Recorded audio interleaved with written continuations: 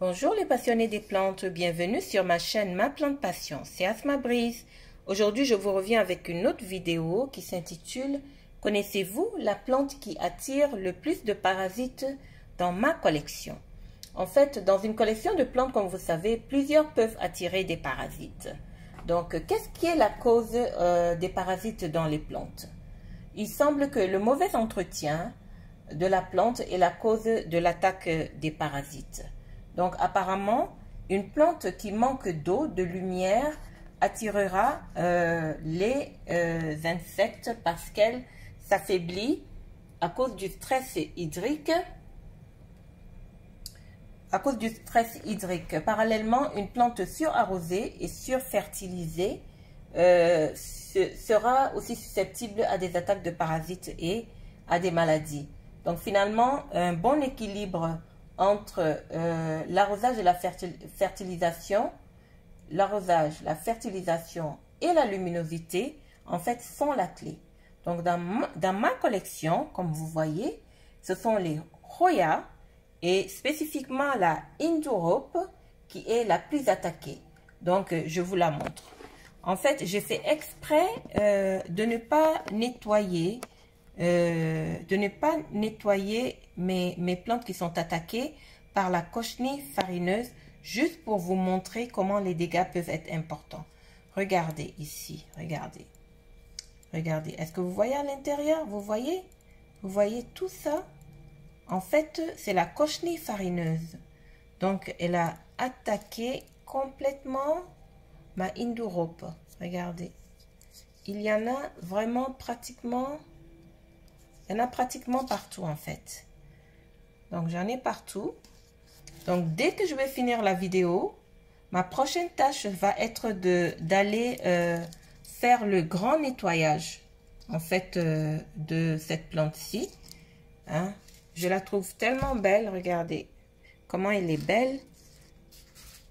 Mais le défi, en fait, avec la Indurope, c'est que à cause des feuilles qui sont retroussées, les unes sur les autres, il est difficile, en fait, de les nettoyer. Il faut y aller avec beaucoup de délicatesse pour éviter que, en fait, les feuilles se détachent de la branche. Donc, c'est un travail fastidieux, hein, qui demande beaucoup de patience et beaucoup de temps. Mais je vais m'y atteler dès que j'aurai fini. Regardez ici. Dès que j'aurai fini avec la vidéo. Regardez, celle-ci aussi, j'ai voulu la garder, hein, pour vous montrer exactement comment ça peut faire des dégâts. Regardez-moi ça. Tout ce qui est jaune, en fait, a été attaqué par la cochenille farineuse. Ici aussi, c'est pareil. Regardez. Donc, elle est en train de complètement tuer la plante, en fait.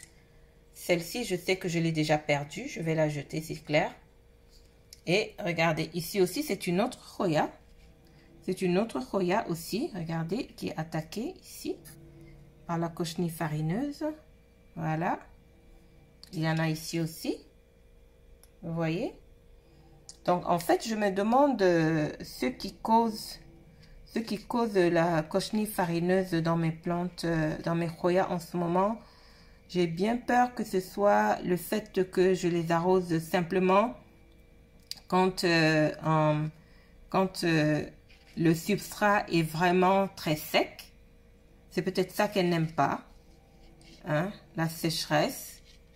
Peut-être que c'est ça qui attire les parasites, en fait. Donc, c'est un peu ça.